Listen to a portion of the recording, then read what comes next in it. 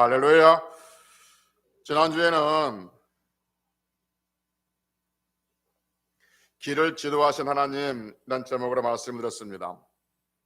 우리가 길을 잃어버렸을 때 우리의 명체를 의지하지 말고 범사의 하나님을 인정함으로 하나님 앞에 나오면 하나님께서 우리의 길을 지도해 주신다라고 말씀을 드렸습니다. 이번 코로나 사태를 겪으면서 교회가 이구동성으로, 성도들이 이구동성으로 하는 말이 있습니다. 그리고 우리가 또 착각하는 것 중에 하나가 있었습니다. 그게 뭐냐면 우리나라는 종교의 자유가 있기 때문에 마음만 먹으면 언제든지 우리는 예배를 드릴 수 있다라는 착각을 했죠. 그런데 이번 일로 인해서 우리는 예배 드리고 싶어도, 예배 드리고 싶은 마음이 있어도 예배 드릴 수 없는 상황이 생길 수 있다는 것을 알았습니다. 눈에 보이는 핍박이나 환난, 이것이 아니라 눈에 보이지 않는 전염병 때문에 예배를 못 드릴 수 있다는 것도 깨달았던 거죠. 그래서 그동안 우리 걸릴 것 없이 자유롭게 하나님 앞에 예배를 드릴 수 있었던 것이 얼마나 큰 축복이었는가를 또 새삼스럽게 깨닫는 기회가 되고 있습니다. 오늘은 착각에 대해서 말씀드립니다. 착각은 어떤 사물이나 사실을 실제와 다르게 잘못 느끼거나 깨달은 것을 착각이다라고 국어사전에서 정해놓고 있습니다. 사람들은 누구나 다 한두 번쯤은 착각할 때가 있습니다. 보편적인 그 우스갯소리로 남자들의 착각이 뭐냐면 여자가 자기를 쳐다보면 자기한테 호감이 있는 줄 알고 남자들은 착각을 한답니다. 여자들의 착각은 뭐냐면 남자가 먼저 말을 걸면 자기한테 관심 있는 줄로 안다고 그럽니다. 엄마들의 착각도 있다고 그러잖아요. 엄마들의 착각이 뭐냐면 자기 아이는 머리가 좋은데 이 자식이 공부를 안 해서 공부를 못한 줄로 그렇게 착각을 한다고 합니다. 여러분, 나무도 착각한다는 거 아십니까? 나무. 시골에서 닭도 키우고 호두나무도 키운 친구가 하나 있습니다. 친한 친구인데 그 친구가 어느 해에 전화가 와서 호두나무가 거의 얼어 죽었다는 거예요. 그해 겨울이 참 따뜻했거든요. 그래서 아니 날씨가 이렇게 따뜻한데 왜 호두나무가 얼어 죽어? 내 괜찮다가? 내가 그랬더니 날씨가 따뜻하니까 얼어 죽었다는 거예요. 그게 무슨 말이야 했더니 날씨가 따뜻하니까 호두나무가 봄이 온 줄 알고 땅속에 있는 물을 쫙 끌어올렸다는 거예요. 근데 그 다음날 갑자기 추워버린 거예요. 그러니까 나무가 얼어 죽었다는 거죠. 그러니까 날씨가 계속 추우면 나무는 물을 빨아올리지 않고 그래서 나무는 얼어 죽지 않는답니다. 날씨가 추우면 얼어 죽지 않는답니다. 날씨가 따뜻하기 때문에 얼어 죽었다는 거예요. 제가 그 말을 듣고 그럴 수 있겠구나 라는 생각을 했습니다.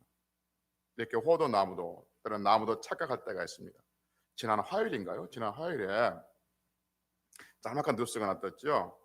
서울에서 어떤 남자가 다른 남자를 몽둥이로 때리고 손도끼를 꺼내서 난동을 부린 짤막한 뉴스가 기사가 됐었습니다. 왜 그러냐면 이 사람이 이혼한 자기 여자하고 어떤 남자하고 어떤 관계에 있는 줄 알고 손도끼를 들고 난동을 부린 거예요. 근데 실제로 아무 사이도 아니었던 거죠. 이 남자가 착각을 한 거예요. 그래서 결국 살인 미수로 잡혔다는 뉴스를 들었습니다. 우리가 어떨 때는 그 귀여운 착각이 있는가 하면 어떨 때는 돌이킬 수 없는 착각을 하는 경우가 있죠. 사람들이 왜 착각을 할까? 사람들이 착각을 하면 자기 중심적인 생각을 하기 때문에 그렇습니다. 말씀드렸지만 사람은 늘 자기 중심적일 수밖에 없고 자기 중심적으로 이렇게 이 땅에 태어난 존재들이죠. 그래서 다른 사람 다리 부러진 것보다는 내 손톱 밑에 가시 든 것이 더 아프게 느껴지는 자기 중심적인 그런 생각들을 사람들은 가지고 있어요. 그래서 성들이 참 조심할 게 뭐냐면 우리의 본성이 자기 중심적인 그런 본성을 가지고 있기 때문에 조심해야 될 게 뭐냐면 우리는 성도들이기 때문에 그래요. 이거 제한된 거예요. 모든 사람들이 해당된 게 아니에요. 우리 성도들이기 때문에 조심할 게 뭐냐면 성도들은 자기 중심적인 생각들을 가지고 사는 것이 아니라 하나님 중심으로 세상을 살아가야 될 줄로 믿습니다. 성경에 보면 하나님의 중심이 아니라 자기 중심적으로 생각하다가 실망을 하고 또는 낭패를 당하는 경우가 있죠. 많이 있습니다. 많이 있지만 그중에 오늘 세 사람의 예를 한번 들어보려고 그러는데 모세와 고라 일당과 사도 바울 이 세 사람의 예를 들어서 이 사람들 착각을 한번 생각해 보려고 합니다. 먼저 모세를 봅시다. 모세는 우리가 아는 것처럼 이스라엘 민족을 애굽에서 탈출시켰던 사람이지 않습니까? 이스라엘 민족이 애굽이란 나라에서 430년 동안 노예 생활을 해요. 그 노예 생활이 얼마나 고통스러웠던가를 출애굽 1장에서 아주 단적으로 보여주고 있죠. 모세가 태어나던 해에 성경은 이렇게 기록해주고 있어요. 그 이스라엘 백성들의 그 노예들의 숫자가 불어나니까 애굽 사람들이 어떤 정책을 펴냐면 이스라엘 사람들이 태어났을 때 여자가 태어나면 계집 아이가 태어나면 살려두고 사내 아이가 태어나면 나일강 물속에 던져서 죽이는 그런 정책을 폈죠. 한마디로 이스라엘의 민족의 씨를 말리겠다는 그 정책을 펴는 것이죠. 한 나라가 한 민족을 이렇게 무참하게 짓밟힐 수 있었던 것은 이스라엘이 애굽에 노예였기 때문에 그러는 거죠. 노예 생활했기 때문에. 그러니까 이스라엘 백성들은 이런 말도 안 되는 학대를 당하면서 노예 생활을 했단 말이에요. 그런 노예 생활을 하는 가운데 하나님께서 이스라엘 백성들을 구원해 내시기로 작정을 하시죠. 그래서 모세를 땅에 보내시고 모세를 어디로 숨기시냐면 바로의 궁에 데려가서 거기서 보호하시고 거기서 40년 동안을 키워내십니다. 그래서 모세는 바로의 궁에서 40년 동안 애굽의 모든 학문과 지혜를 다 배우게 되죠. 그런데 모세가 40세 되는데 40살 되는 해에 그때 일을 오늘 본문 사도행전 7장 25절에서 이렇게 말씀해주고 있어요. 오늘 아까 읽었던 본문인데 다시 한번 제가 읽어볼게요. 그는 모세죠. 모세는 그의 형제들이 하나님께서 자기의 손을 통하여 구원해 주실 것을 깨달으라고 생각하였으나 그들이 깨닫지 못하였더라라고 말합니다. 그러면 이 말이 무슨 말이냐면 좀 전에 모세가 40년 동안 애굽의 바로 궁에서 애굽의 모든 학문과 지혜를 다 배웠다고 그랬잖아요. 그러니까 다 배울 만큼 다 배웠어요. 40년 동안 배웠으니까 왕의 수업을 받았으니까. 그래서 생각하기를 뭐냐면 이제 내가 우리 민족 이스라엘 민족을 이렇게 건져 도와줄 수 있는 힘이 생겼다고 생각을 하는 거죠. 그런데 하루는 어떤 일이 벌어졌냐면 애굽 사람이 그러니까 이스라엘 사람 모세 입장에서는 자기 민족이죠. 이스라엘 사람을 때리는 거예요. 그러니까 모세가 바로 이 애굽 사람을 쳐 죽여서 모래 속에 땅 속에 묻어버립니다. 그걸로 이제 다 끝난 것처럼 보였는데 그 다음날 또 하나 사건이 벌어져요. 이번에는 이스라엘 사람끼리 둘이 싸우고 있는 거예요. 그래서 한 사람이 한 사람을 때려요. 그러니까 모세가 그 때린 사람한테 아니 왜 같은 민족끼리 때리냐, 우리가 너희로 사는 것도 억울하는데 왜 그러냐 라고 하죠. 그러니까 이 사람이 뭐라 하냐면 네가 언제부터 우리 재판관이 됐느냐, 어제는 애굽 사람 죽여서 땅속에 묻어버리더니 오늘은 나 죽일래? 이렇게 나오는 거죠. 그러니까 모세가 이 탈로 된 줄 알고 다시 그 애굽의 바로의 궁으로 돌아가지 못하고 미디안으로 도망가죠. 여러분, 모세가 바로의 궁, 애굽의 궁으로 돌아가지 못하고 미디안으로 도망가는 이유는 사람을 죽였기 때문에 아니에요. 만약에 모세가 이스라엘 사람을 죽였다면 미디안으로 도망갈 필요가 있을까요?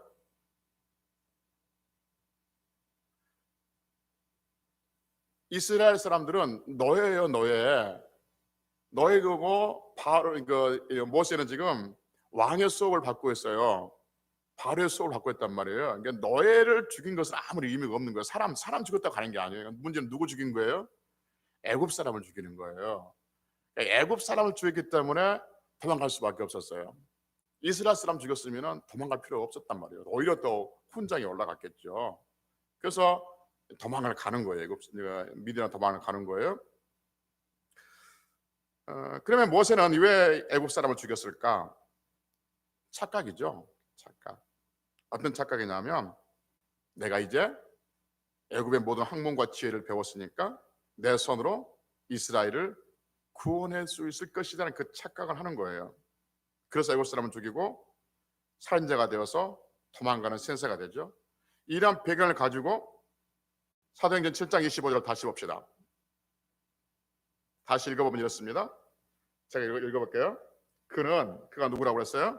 모세는 그의 형제들이 하나님께서 누구의 손을, 자기의 손, 여기서 말한 자기가 누구예요? 하나님이에요?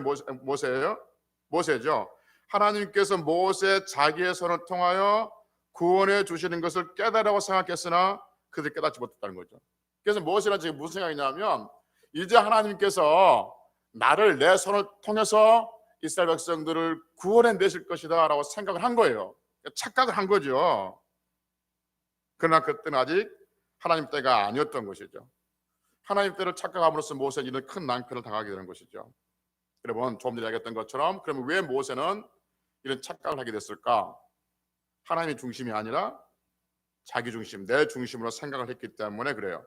그래서 40년 동안 내가 이만큼 배웠으니까, 내가 이만큼 알았으니까, 내가 이만큼 노하우가 있으니까 이제 나는 무엇인가 할 수 있을 것이라는 그 자기 중심적인 생각이 애국 사람을 죽이게 되고 도망자의 신세가 되는 것을 보게 되죠. 그래서 성도는 늘 내 중심이 아닌 하나님의 중심으로 생각할 수 있는 안목들, 훈련들을 해야 될 줄로 믿습니다. 두 번째, 착각한 사람들이 누구냐면 고라 일당들이죠. 민수기 16장에 보면 고라 일당에 대한 말씀이 나오거든요. 그러니까 고라 일당 하면, 여러분, 고라 일당 하면 충성이라는 단어가 먼저 떠오릅니까? 반역이라는 단어가 먼저 떠오릅니까? 반역이라는 단어가 먼저 떠오르죠. 고라라는 사람이 있었는데 이 사람이 레위 지파였다고 말합니다.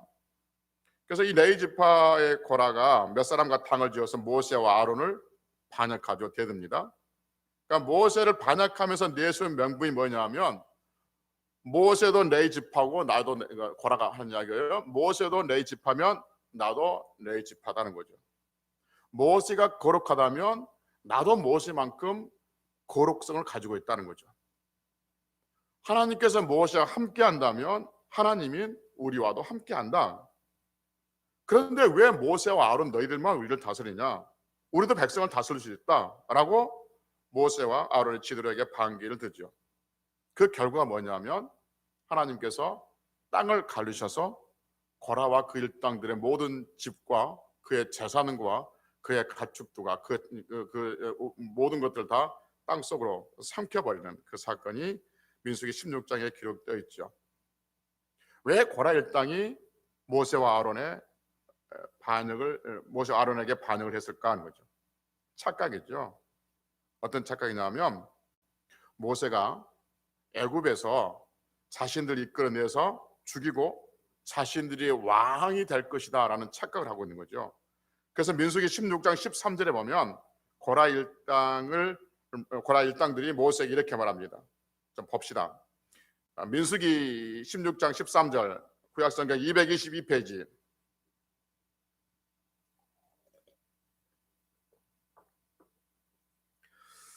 구약성경 222페이지 민수기 16장 13절을 봅시다.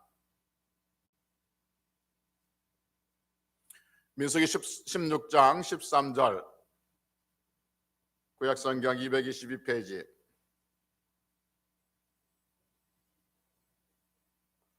고라 일당들이 모세에게 하는 말입니다. 같이 읽습니다. 내가 시작. 내가 우리를 적과 꿀이 흐르는 땅에서 이끌어내어 광야에서 죽이려 하며 어찌 작은 일이기에 오히려 스스로 우리의 왕이 되려 하느냐. 이런 보십시다. 고라 일당이 모세에게 하는 말이에요. 모세, 네가 어디에서요? 우리를 어디에서? 적과 꿀이 흐르는 땅에서 이끌어내요. 그러면 그들이 말하는 적과 꿀이 흐르는 땅이 어디 땅이에요? 애굽 땅이죠. 애굽 땅. 그렇죠. 그러니까 이들이 생각해 뭐냐면 애굽 땅이 무슨 땅이냐면 적과 꿀이 흐르는 땅으로 착각을 한 거예요. 생각을 한 거예요. 그래서 너희들이 적과 꿀이 흐르는 땅, 그 땅에서 우리를 이끌어내서 우리를 여기서 죽게 하고 또 우리 위에 왕이 되려 하느냐는 거죠. 그러니까 하나님께서 적과 꿀이 흐르는 땅, 그 가나안 땅을 주신다는 것을 그들은 믿지 않았다는 것이죠. 그래서 적과 꿀이 흐르는 그 애굽 땅에서 우리를 이끌어내서 여기서 우리를 죽이고 우리들의 왕이 되려고 한다는 그 생각, 그 착각으로 인해서 그들은 반역을 하기 시작한 것이죠. 고라 일당의 반역 역시 착각에서 나온 거예요. 그리고 자신들은 결국 이 광야에서 죽을 것이다 하는 것이죠. 여러분, 왜 착각한다고 그랬어? 사람이 자기 중심적이기 때문에 그렇습니다. 자기 중심적인 생각이 착각을 하게 되고 이 착각이 결국 불신을 가져오게 만드는 것이죠. 여러분 고라일당 생각 봅시다. 고라일당 생각. 모세도 내 집하고 자신도 내 집하예요. 그러니까 모세도 거룩하다면 나도 거룩해. 나도 모세만큼 거룩성을 가지고 있어요. 그러니까 모세도 하나님께서 함께 하신다면 자신도 하나님과 함께 하신다는 거예요. 여러분 이 생각이 고라가 생각하고 있는 이 생각이 틀린 생각이에요? 맞는 생각이에요? 틀렸다고 말할 수 없죠. 그렇죠. 같은 사실이에요. 이건 팩트예요. 사실이에요. 모세가 내 집파야? 나도 내 집파야. 모세가 거룩해? 나도 모세 못지않게만큼 하나님을 사랑하고 모세 못지않게만큼 나도 기도하고 모세 못지않게만큼 나도 성경 읽고 모세 못지않게만큼 나도 뭐해? 모세가 거룩하니 나도 거룩해. 하나님께서 모세와 함께 하는 거야? 나도 당연히 하나님께서 함께 하시지. 이 생각은 다 같은 생각이죠. 그러니까 옳은 생각이에요. 그럴 수 있는 생각이에요. 그런데 여러분 이 생각이 자기 중심적이 될 때 어떤 결과가 나냐면 반역의 결과로 나타나요. 그러나 이 생각이 하나님의 중심으로 바뀌어지면 어떤 생각이 들어오냐면 하나님의 절대 주권이라는 것을 생각하게 돼요. 다시 말씀드리면 모세와 나랑 겉으로 볼 때 신분이 똑같아. 모세도 내 집파야, 나도 내 집파야. 모세가 거룩해, 나도 거룩해. 모세와 하나님 함께 하셔, 나도 함께 하셔. 똑같아. 똑같은데 모세를 사용하고 계신다? 똑같아. 나랑 모세랑 똑같아. 그런데 하나님께서 모세를 사용하고 계신다? 이건 내가 부족해서도 아니고 모세가 잘나서도 아니고 하나님의 절대 주권이구나. 그럼 내가 할 수 있는 일은 뭔가? 그럼 내가 할 수 있는 일은 뭐냐면 하나님의 절대 주권에 순종하는 것이죠. 그래서 모세의 말에 순종하는 것이 내가 할 일이다라는 것은 믿음을 갖게 되는 것이죠. 근데 너하고 나하고 똑같아. 너도 내 집파, 나도 내 집파. 너도 거룩해, 나도 거룩해. 너도 하나님 함께 하셔, 나도 하나님 함께 하셔. 그런데 왜 너만 나도 할 수 있어 라고 자기 중심으로 나오면 결과는 뭐냐면 반역이 나오고 그 반역이 결국 땅속에 삼켜지는 그런 비극을 맞이하게 되는 것이죠. 여러분 교회 안에서도 어떤 사람은 목사로, 어떤 사람은 장로로, 어떤 사람은 이런저런 직분으로 섬기고 있습니다. 어떤 사람은 우리 중에, 우리 성도들 중에 한 교회를 담임하고 있는 목사보다도 더 똑똑하고 더 많이 배우고 더 노하우도 있고 더 거룩할 수도 있습니다. 그럼에도 불구하고 한 사람 목사로 세우는 것은 그 사람이 잘나거나 그 사람이 더 거룩하거나 그 사람이 똑똑해서가 아니라 하나님의 절대 주권인 줄로 믿습니다. 그래서 에베소서 4장 11절에 보면 그가, 그 예수님이죠. 그가 어떤 사람은 사도로, 어떤 사람은 선지자로, 어떤 사람은 복음 전하는 자로, 어떤 사람은 목사와 교사로 삼으셨으니라고 말합니다. 하나님께서 삼으신 거예요. 하나님의 절대 주권 안에 있는 것이죠. 그래서 나를 이 자리에 또는 그를 그 자리에 세운 것은 서로 비교해서 더 잘나고 더 위에 있어서가 아니라 하나님의 절대 주권 안에 있는 것이구나. 그래서 우리는 우리의 맡겨진 직분에 충성하고 헌신하고 하나님의 절대 주권 안에 우리가 순종하며 살아야겠구나 라는 하나님의 중심적인 생각이 우리에게 필요하다는 거죠. 그러지 않으면 교회에서 어떤 문제 생기냐면 내가 너보다, 네가 나보다 더 잘나고 못난 것을 서로 우열을 가려고 그러는 것이죠. 서로 자기들이 위에 있다는 거고 또 누가 누구와 비교함으로써 교회 분열이 생기는 경우들이 있다 하는 것이죠. 여러분 고라 일당은 지금 하나님의 절대 주권을 인정하지 아니하고 자기 중심적으로 생각해서 모세와 자기를 비교함으로 인해서 결과가 이런 엄청난 무서운 결과를 가지게 됐다면 우리 성도들은 어떤 상황이든지 오직 하나님의 절대 주권 안에서 하나님의 중심적인 생각을 할 수 있는 그러한 성들이 되어서 하나님의 기쁨이 되는 충성의 자리에 있는 성들이 되시기를 주의 이름으로 축복합니다. 마지막으로 한 사람 사도 바울을 봅시다. 사도 바울의 이야기를 우리가 너무나도 잘 아는 말씀이잖아요. 사도 바울의 이름이 처음에 이름은 사울이었잖아요. 예수를 믿고 난 다음에 바울로 이름이 개종이 되는데, 그 개명이 되는데, 이 바울이 예수를 믿기 전에 어떤 일을 벌였냐면 예수님을 믿는 사람들 가봐 때리기도 하고 심지어 죽이기도 했죠. 왜 바울은 예수를 믿는 사람들을 잡아 죽이기도 하고 때리기도 하고 감옥에 갇혔을까요? 역시 착각이죠. 어떤 착각이냐면 기독교인들을, 예수님을 믿는 사람들을 잡아 들이는 것이 하나님의 영광, 이런 착각을 하게 되는 것이죠. 사람들이 예수님을 하나님의 아들이라고 믿는 그 일을 바울은 받아들일 수가 없었던 것이죠. 왜냐하면 사람은 하나님의 아들이 될 수 없는데 사람들이 사람을 하나님의 아들로 인정하니까 이 일을 받아들일 수 없어서 핍박을 하는 것이죠. 그래서 나중에 고백하기를 빌립보서 3장 6절에서 자신은 그 일 때문에, 이 착각 때문에, 이 잘못된 생각 때문에 교회를 박해했다라고 고백하고 있습니다. 하나님께서 이 땅에 예수님을 보내셨잖아요.